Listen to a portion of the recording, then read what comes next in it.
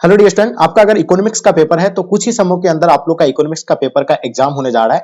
तो आप सभी बच्चे चाहते होंगे कि कुछ ऐसा क्वेश्चन हमें मिल जाए जो हम लोग के पेपर में सेम टू सेम हूबहू आ जाए। तो डियर आप निश्चिंत हो जाइए, क्योंकि इकोनॉमिक्स के हम लोग वैसे क्वेश्चन को लेकर के आए हैं जो आपका पेपर में बहुत सारे प्रश्न आपको जो है सेम टू सेम हूबहू आपका पेपर में जो है छपने वाला है। तो इसलिए इस क्लास को पूरी तरह से आप लोग एंड तक देखिएगा, जो काफी अति महत्वपूर्ण है प्यारे बच्चों, जो आपके एग्जाम के लिए। ठीक है, तो जो बच्चे आप लोग नए हैं उससे पहले आप लोग को मैं बता दूं कि देखिए आप लोग का जो क्वेश्चन पेपर जो रहने वाला है सेम टू सेम कुछ इसी प्रकार का जो आपका यानी हूबहू आपका यानी इकोनॉमिक्स का क्वेश्चन पेपर भी आपको जो है देखने को मिलेंगे। सारा चीज जैसे आप लोग देख पा रहे हैं, और यहां से बहुत सारे ऐसे प्रश्न भी आपको जो है हूबहू आपको देखने को मिलेंगे। तो जो बच्चे आप लोग नए हैं, चैनल को आप लोग प्यारे बच्चों सब्सक्राइब कर लीजिएगा, और साथ साथ में अपने अपने फ्रेंड्स के ग्रुप वगैरह जहां भी है हर जगह आप लोग शेयर कर देंगे, ताकि इससे आपके दोस्त लोगों को भी जो है हेल्प हो पाएंगे। चलिए डियर, आपके स्क्रीन पे देख पाएंगे फर्स्ट क्वेश्चन, जैसे कि क्या कहलाता है यानी उद्यमी एक आर्थिक एजेंट के रूप में क्या कार्य है। यानी देखिए आपको बता रहा है कि उद्यमी का आर्थिक एजेंट के रूप में क्या कार्य है। तो ये देखिए इसका जो कार्य जो होता है प्यारे बच्चों, वो तो है जोखिम वहन करना, यानी इसका जो है कार्य होता है। क्या होता है?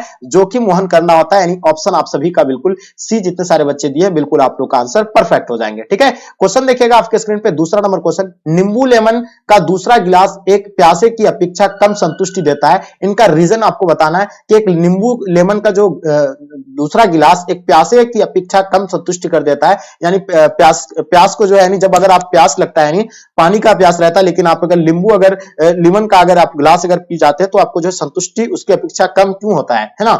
तो याद रखिएगा ये जो रीजन है यानी घटती उपयोगिता के सिद्धांत, यानी ये कौन सी सिद्धांत के अनुसार होगा, तो ये निम्न में से किसका एक स्पष्ट यानी मामला है। तो इसका जो घटती उपयोगिता का सिद्धांत हो जाएगा। यानी इसका आंसर आप लोग का सी, बिल्कुल प्यारे बच्चों आप सभी का आंसर परफेक्ट आंसर हो जाएंगे। ठीक है, एक उदासीन वक्र सीधी और नीचे मतलब ढालुआ होता है, क्योंकि एक वस्तु की अधिक तथा दूसरी की कम जो है मात्रा मतलब क्या परिणामक उत्पादन करती है। तो ये जो होगा आपका यानी समान संतुष्ट हो जाएगा। ये चीजें आप याद रखिएगा, ऑप्शन आप सभी का बिल्कुल ए परफेक्ट आंसर हो जाएंगे। ठीक है डियर, तो जो भी बच्चे आप लोग तीसरा नंबर क्वेश्चन का आप लोग आंसर दिया, बिल्कुल आप सभी बच्चों का आंसर जो है बिल्कुल परफेक्ट है। ठीक है, चलिए बहुत बढ़िया।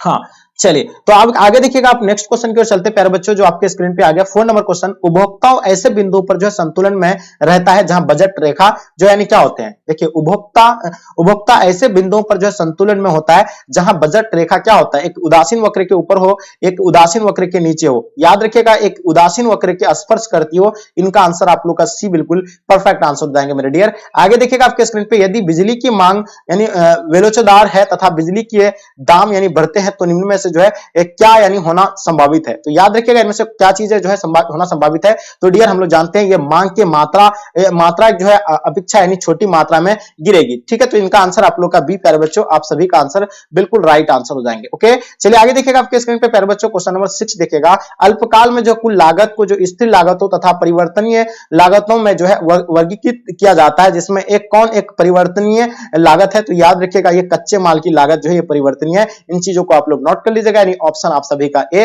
परफेक्ट आंसर हो जाएंगे। क्वेश्चन नंबर 7 देखिएगा आपके स्क्रीन पे, अल्पकाल में जब एक फर्म का उत्पादन बढ़ता है तो उसकी जो है औसत स्थिर लागत क्या होती है, बढ़ती है घटती है। तो याद रखिएगा ये जो है उसकी यानी घटती है, बढ़ती नहीं है, ये घटती है। इन चीजों को आप लोग जो है नोट कर लीजिएगा प्यारे बच्चों, आप सभी का आंसर बी राइट आंसर हो जाएगा। इनमें से जो कौन एक नियंजन वक्र के रूप में भी जो है जाना जाता है। तो नियंजन वक्र के रूप में जो जाने जाते हैं वो दीर्घकालीन औसत लागत जो है वक्र ये जाने जाते हैं। इन चीजों को आप लोग नोट कर लीजिएगा, ऑप्शन आप सभी का ए परफेक्ट आंसर हो जाएंगे। ओके, क्वेश्चन देखिएगा आपके स्क्रीन पे 9 नंबर क्वेश्चन, किसी एक चीज की लागत त्यागे गए विकल्प के रूप में जानी जाती है। तो याद रखिएगा किसी एक चीज की लागत त्यागे गए विकल्प के रूप में जो जानी जाती है वो क्या हो जाएगा। तो याद होगा आपको यानी अवसर लागत, ये बिल्कुल आप चीज जो है नोट कर लीजिएगा, अवसर लागत याद रखिएगा। इसका आंसर आपका अवसर लागत जो है बिल्कुल परफेक्ट आंसर हो जाएंगे। ठीक है, तो इसका आंसर आप सभी बच्चे डी, जितने सारे बच्चे दिए बिल्कुल आप लोगों का आंसर परफेक्ट आंसर हो जाएंगे। ओके, चलिए क्वेश्चन नंबर 10 देखिएगा आपके स्क्रीन पे, निम्न में से जो किसके साथ जो है मतलब किसके साथ सीमांत लागत की विचारधारा यानी गहनता से जो संबंधित है।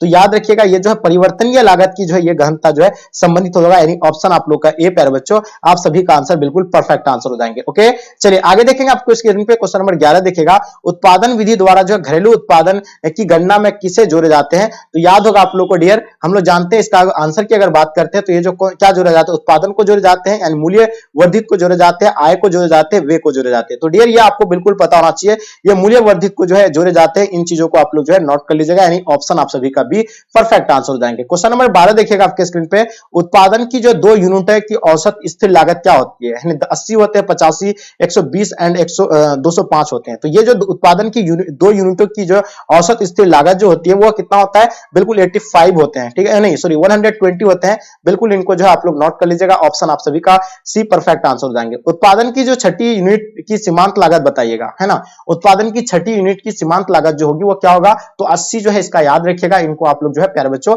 नोट कर लीजिएगा। 80 बिल्कुल आप जितने सारे बच्चे दिए हैं बिल्कुल आप सभी का आंसर बिल्कुल परफेक्ट आंसर हो जाएंगे। ओके, चलिए आगे देखिएगा आपके स्क्रीन पे प्यारे बच्चों, घटती जो सीमांत प्रत्यय किन यूनिटों के बीच जो उत्पादन यानी उत्पन्न होती शुरू होती है। तो याद रखिएगा ये जो होती है 4 तथा 5 का होता है। कितना का होता है? 4 तथा 5, यानी बिल्कुल ये चीजें आप लोग नोट कर लीजिएगा, ऑप्शन सी बिल्कुल परफेक्ट आंसर हो जाएंगे। क्वेश्चन देखिएगा आपके स्क्रीन पे, सीमांत लागत को जो है परिभावित यानी क्या हो जाए प्रवाहित किया जाता है, ये किनके द्वारा प्रभावित किया जाता है? तो डियर हम लोग जानते हैं उत्पादन में एक यूनिट के परिवर्तन के कारण कुल लागत में परिवर्तन करता है, यानी ऑप्शन आप सभी का ए बिल्कुल राइट आंसर हो जाएंगे। ओके, जितने सारे बच्चे आप लोग ए बताए डियर, आप सभी का आंसर बिल्कुल राइट आंसर हो जाएंगे। क्वेश्चन देखिएगा आपके स्क्रीन पे 16 नंबर क्वेश्चन, केंद्र सरकार द्वारा जो है प्रदान ऋणों की जो वसूली क्या है ना।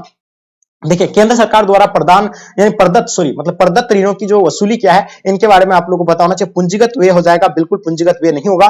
पूंजीगत प्राप्तियां बिल्कुल ये भी नहीं होगा, यानी राजस्व प्राप्तियां, इन चीजों को आप लोग नोट कर लीजिएगा dear, option C right answer हो जाएगा। इनमें से जो कौन यानी फर्म को लागत फलन का एक जो है निर्धारक तत्व नहीं है, तो याद रखिएगा इसमें फर्म के उत्पादन का मूल्य, यानी इन चीज को भी आप लोग जो है प्यारे बच्चों नोट कर लीजिएगा, यानी ऑप्शन डी आप सभी का आंसर बिल्कुल राइट आंसर हो जाएंगे। ओके, चलिए आगे देखिएगा आपके स्क्रीन पर 18 नंबर क्वेश्चन, जैसे कि देख पा रहे होंगे, इनमें से कौन सा एक जो है विवरण फर्म के फलनों के बीच संबंधों के संदर्भ में सही है? तो याद रखिएगा ये सही जो होगा आपका, यानी टीएफसी बराबर टीसी माइनस टीवीसी। तो ये बिल्कुल आप चीज जो है इन चीजों को जो है नोट कर लीजिएगा डियर, काफी इंपॉर्टेंट है। ठीक है, चलिए क्वेश्चन नंबर 19 देखिएगा, निम्न में से जो कौन विवरण सही है? तो बताइएगा, आपके सामने 4 ऑप्शन दिया हुआ है, इसमें से कौन एक विवरण सही होगा? एक डॉक्टर की जो है सेवाएं उत्पादन मानी जाती है एंड मनुष्य पदार्थ बना सकता है, एंड एक गृहिणी की सेवाएं उत्पादित मानी जाती है। जब एक मनुष्य एक मेज बनाता है तो वह पदार्थ तैयार करता है। तो ये चीज याद रखिएगा, एक डॉक्टर की सेवाएं उत्पादन मानी जाती हैं, इन चीजों को आप लोग नोट कर लीजिएगा, यानी ऑप्शन आप सभी का ए परफेक्ट आंसर हो जाएंगे। ओके, आगे देखिएगा आपके स्क्रीन पे, यदि श्रम का सीमांत यानी उत्पादन श्रम के औसत उत्पादन के से जो है नीचे हो तो यानी यह सत्य जो होना चाहिए, किसकी यानी सत्य होगा? तो श्रम का औसत उत्पादन यानी गिरा रहेगा, यानी ऑप्शन आप सभी का बिल्कुल बी परफेक्ट आंसर हो जाएंगे। ओके, चलिए जो भी बच्चे आप लोग भी बता रहे हैं, आप सभी बच्चों का आंसर प्यारे बच्चों परफेक्ट आंसर हो जाएंगे। क्वेश्चन देखिएगा, क्वेश्चन नंबर 21, निम्न में से जो कौन सही है, आपको बताना इनमें से जो आपका यानी कौन सही होगा। तो देखिए, यदि राष्ट्रीय आय बढ़ती है तो यानी प्रत्येक आय भी जो है बढ़नी चाहिए, यानी बिल्कुल ये बिल्कुल जो है सही नहीं है। ठीक है, उसके बाद देखिए, यदि जनसंख्या बढ़ती तो प्रति व्यक्ति आय गिरनी चाहिए, ये बिल्कुल भी बातें सही नहीं है ना। यदि राष्ट्रीय आम बढ़ती है तो यानी लोगों का कल्याण बढ़नी चाहिए, ये भी बिल्कुल सत्य नहीं, यानी इसका आंसर आपका इनमें से कोई नहीं हो जाएगा। जो बच्चे डी बता रहे प्यारे बच्चों, आप सभी का आंसर बिल्कुल राइट आंसर हो जाएंगे। ओके, क्वेश्चन देखिएगा 22 नंबर क्वेश्चन, निम्न में से प्रत्यक्ष कर का गुण कौन नहीं है? तो आपको बताना 4 ऑप्शन दिया हुआ है, इनमें से प्रत्यक्ष कर का गुण इनमें से कौन सा नहीं होगा? तो यह चुकाने की व्यक्ति को क्या हो जाएगा, यानी समयर्थ के अनुसार यानी लगाया जाता है, बिल्कुल ये चीज जो है इसमें नहीं होगा, मतलब होगा, ये है बिल्कुल सत्य है। ये कर जो है नागरिक की प्रति यानी क्या प्रतिबद्धता उत्पन्न करता है, ये भी बिल्कुल सत्य है। अंतिम आय लोच होता है, ये भी बिल्कुल सत्य है, लेकिन यहाँ आपका जो है बात करते हैं, ये जो है कर खातों को रख रखाव की उपेक्षा नहीं करती, यानी ऑप्शन आप सभी का डी बिल्कुल राइट आंसर हो जाएंगे। ठीक है, चलिए आगे देखिएगा आपके स्क्रीन पे, क्वेश्चन नंबर 23 देखिएगा मेरे डियर, निम्न में से जो है उस कर को बताएं जो प्रत्यक्ष कर हो। ठीक है, तो आप लोगों को बता देना चाहिए इसमें कि यानी कौन सा आपका आंसर होगा 23 नंबर क्वेश्चन का। तो देखिए, व्यक्तिगत आयकर होगा या उत्पादन क्या हो जाएगा, उत्पाद यानी शुल्क हो जाएगा, विक्रय कर हो जाएगा, सेवा कर हो जाएंगे। तो डियर अगर हम जानते हैं इनके बारे में, मैंने कई बार आपको जो क्लास में बताया था कि प्रत्यक्ष कर जो होता है, ये प्रत्यक्ष कर जो होंगे तो वो सेवा कर होंगे, क्या होंगे, सेवा कर होंगे। इन चीजों को आप जो है नोट कर लीजिएगा, सेवा कर जो है बिल्कुल परफेक्ट हो जाएंगे। ठीक है, 100% आपको डेफिनेटली जो है क्वेश्चन देखने को मिलेंगे, क्योंकि कई साल से लगातार ये सारे क्वेश्चन जो आपका यानी पूछे जाते हैं। ठीक है, क्वेश्चन नंबर 24 देखिएगा, इनमें से जो कौन सा एक अप्रत्यक्ष कर है? तो देखिए, अप्रत्यक्ष कर की बात करते तो उपहार एक जो है अप्रत्यक्ष कर नहीं है, एंड कारपोरेट ये भी जो है यानी क्या अप्रत्यक्ष कर नहीं है, यानी वीएटी जो है एक प्रत्यक्ष कर है, यानी प्यारे बच्चों ये ऑप्शन आप लोग का सी यानी अप्रत्यक्ष कर जो है यानी क्या हो जाएगा, वेट यानी राइट आंसर हो जाएंगे। ठीक है, निम्न में से जो कौन सा एक कथन जो है इनमें से सत्य है, आपको बताना है। तो याद रखिएगा आयकर को जो है 1991 में समाप्त कर दिया गया, ये बिल्कुल सत्य नहीं है। उपहार को जो है उपहार कर को जो 1998 में समाप्त कर दिया गया, तो ये सत्य है। इन चीजों को आप लोग जो है प्यारे बच्चों नोट कर लीजिएगा। ओके, भारत में अधिकांश बेरोजगारी जो है यानी किन के रीजन से है, तो बेरोजगारी आपको बताना है स्वैच्छिक बेरोजगारी, बिल्कुल ये गलत होगा। ये संरचनात्मक जो है बिल्कुल इसका आंसर आप लोग का डियर परफेक्ट आंसर हो जाएंगे। ओके, जो भी बच्चे आप लोग संरचनात्मक बताए बिल्कुल इनका आंसर आप लोग का राइट आंसर हो जाएंगे। जब मूल्य लागत यानी लगातार गिर रहा है तो वह कहलाता है, क्या कहलाते हैं, तो इसको जो हम लोग जानते हैं स्टेगफ्लेशन कहा जाता है। इसको आंसर आप लोग का बिल्कुल स्टेगफ्लेशन यानी बिल्कुल इसका आंसर आपका सी परफेक्ट आंसर हो जाएंगे। कुल यानी प्राप्तियां तथा कुल व्ययों के बीच के अंतर को यानी क्या कहते हैं, तो कुल प्राप्तियां तथा कुल व्यय के बीच के अंतर को जो हम लोग यानी क्या कहते हैं, पूंजी घाटी कहते हैं। ये चीजें आप लोग जो है नोट कर लीजिएगा। ठीक है, चलिए बिल्कुल आप सभी का आंसर डी बिल्कुल प्यारे बच्चों राइट आंसर हो जाएंगे। ठीक है, क्वेश्चन नंबर 29 देखिएगा प्यारे बच्चों, जो आपके स्क्रीन पे आ गया, जल्दी बताइए, है ना, क्या हो जाएगा इसका, है ना। चलिए हाँ 29 नंबर क्वेश्चन देखिएगा डियर, आपके स्क्रीन पे आ गया, है ना। क्या बताया, यदि ऋणों तथा अन्य दायित्व को बजट घाटे में जोड़ा जाता है तो हम पाते हैं, क्या पाते हैं, आप देखिएगा राजस्व घाटा पाएंगे, पूंजी घाटा या प्राथमिक घाटा पाएंगे। ठीक है, चलिए हाँ, तो इसका आंसर क्या हो जाएगा डियर, जल्दी से बताइएगा। तो अगर इसका बात करते हैं हम लोग, तो ये प्राथमिक घाटा यानी चीजें, ये चीजें आप लोग जो है नोट कर लीजिएगा। ठीक है, चलिए आगे आपकी स्क्रीन पे देखिएगा क्वेश्चन नंबर 30 देखिएगा, कुल स्थिर लागत वक्र का क्या आकार होता है, जल्दी बताइएगा, हाँ जल्दी बताएंगे, बहुत बढ़िया। चलिए तो देखिए अब इसका आंसर आप लोग का जो होगा क्या हो जाएगा, यानी क्या हो जाएगा, ऊर्ध्वाधर रेखा होगा या यू आकार का होगा। तो ये देखिए ये चीज जो है थोड़ा सा मिस्टेक कर दिया है, इसके बारे में आपको हम जो है बताएंगे। इसका जो आंसर होगा आप लोग का प्यारे बच्चों, तो इसको जो आप लोग यानी एकदम नोट कर लीजिएगा, यू आकार होगा देखिए ऑप्शन बी में, और इसका जो है क्या होगा, क्षैतिज रेखा हो जाएगा, है ना। क्या हो जाएगा, इसका आंसर आपका जो क्षैतिज रेखा हो जाएंगे, है ना। तो क्षैतिज रेखा याद रखिएगा, क्षैतिज रेखा यानी आप लोग का आंसर बिल्कुल परफेक्ट आंसर हो जाएंगे। ठीक है, तो क्षैतिज रेखा बिल्कुल इसका आंसर राइट आंसर हो जाएंगे। ठीक है, तो ऑप्शन बी जो बच्चे दिए हैं बिल्कुल आप लोग का आंसर परफेक्ट आंसर हो जाएंगे। चलिए क्वेश्चन देखिएगा, यानी राजकोषीय नीति बताइएगा, है ना, राजकोषीय जो नीति होगा क्या होगा, है ना। हाँ चलिए बहुत बढ़िया, एकदम बिल्कुल सभी बच्चों का आंसर बिल्कुल परफेक्ट आंसर हो जाएंगे। चलिए गुड, बताइए तो इसका इसका आंसर आप लोग का क्या हो जाएंगे। राजकोषीय नीति जो होगा आपका यानी क्या हो जाएगा, एक सार्वजनिक आय तथा सार्वजनिक व्ययों के संबंध में नीति है। ये चीजें आप लोग जो है नोट कर लीजिएगा। ऑप्शन आप सभी का बी प्यारे बच्चों राइट आंसर हो जाएंगे। 32 देखिएगा आपके स्क्रीन पे, WTO का जो अर्थ होता है प्यारे बच्चों क्या होता है, देखिए इसका मतलब क्या होता है इंग्लिश में, वर्ल्ड ट्रेड ऑर्गेनाइजेशन, जिसका स्थापना 1995 को हुआ था। हम लोग जानते हैं विश्व व्यापार संगठन है, बिल्कुल इसका आंसर आपका राइट आंसर हो जाएंगे। ठीक है, चलिए, है ना, चलिए बहुत बढ़िया, आप सभी का आंसर बिल्कुल राइट आंसर हो जाएंगे डियर। चलिए बताइएगा, बहुत बढ़िया, चलिए बहुत बढ़िया। तो देखिए आप लोगों का आंसर परफेक्ट आंसर विश्व व्यापार संगठन के, अगर ये तो मैंने बता दिया आपको 1995 जो भी बच्चे बताया, बिल्कुल आप सभी का आंसर परफेक्ट आंसर हो जाएंगे। ओके चलिए, तो नेक्स्ट क्वेश्चन को चलते हैं। अब हम लोग चलते हैं मुद्रा में जो शामिल है वो क्या शामिल है ना, मुद्रा में जो शामिल होते हैं वो क्या क्या शामिल होते हैं। तो देखिए हम लोग जानते हैं इसमें जो मुद्राएं तथा जो है मांग जमाएं, है ना, बाढ़ तथा सरकारी प्रतिभूतियां एंड समता एंड क्या हो जाएगा आपका, यानी प्यारे बच्चों जल्दी बताइएगा, ये बाढ़ तथा सरकारी प्रतिभूतियां एंड समता अंश। तो याद रखिएगा इसका आंसर आपका उपयुक्त में से सभी प्यारे बच्चों आप लोग का डी परफेक्ट आंसर हो जाएंगे। ओके, जो भी बच्चे आप लोग डी बता रहे हैं आप सभी का आंसर बिल्कुल परफेक्ट है। क्वेश्चन नंबर 34 देखिएगा, व्यापक मुद्रा के संदर्भ में लिया जाता है, बताइएगा व्यापक संदर्भ के मुद्रा के रूप में जो लिया जाता है, तो एम इसका जो है 34 नंबर क्वेश्चन का, थोड़ा सा इस क्वेश्चन को आप लोग देखिएगा, तो इसका जो है M1 है, यहाँ जो है क्या लिखा हुआ था, यानी M1 है, ये है M2 and M3 and M4।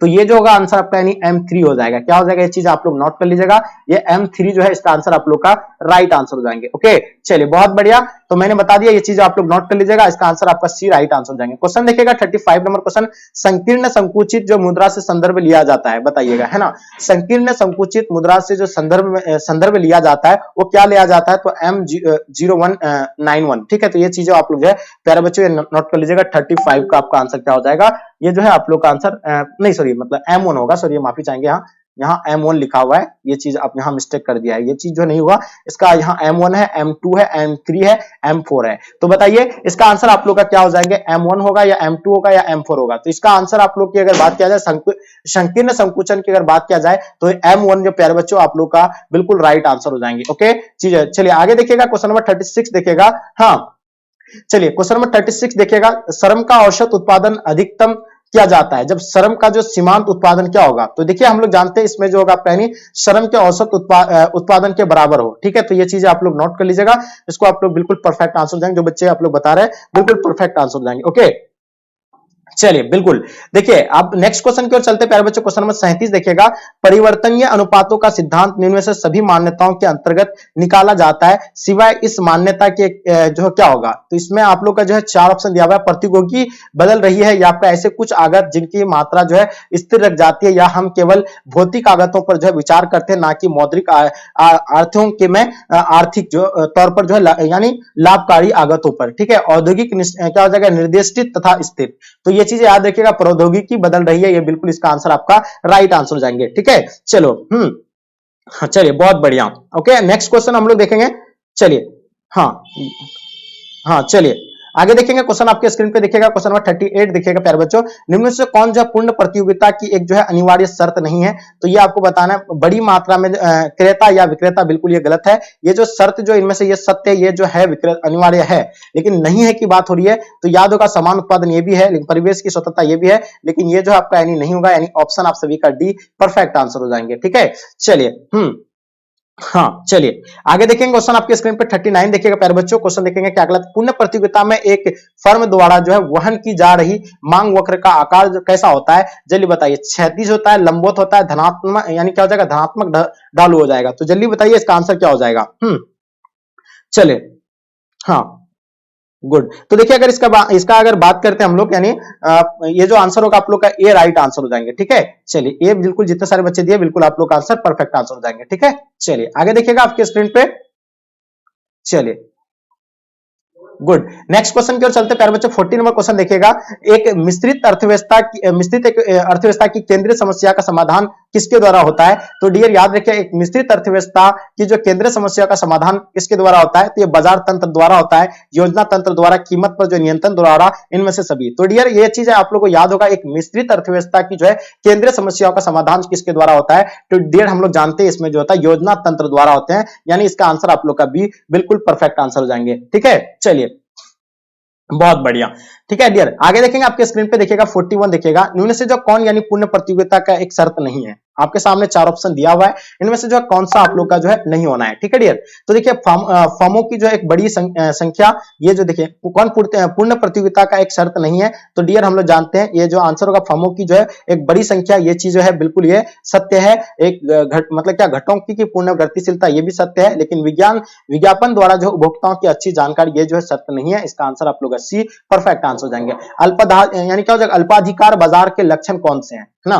तो इसमें जो अंत निर्भरता हो जाएगा, विज्ञापन तथा विक्रीय लागत का महत्व है, एन वर्ग व्यवहार, तो ये सभी इसका आंसर आप लोग का बिल्कुल परफेक्ट आंसर हो जाएंगे, है ना।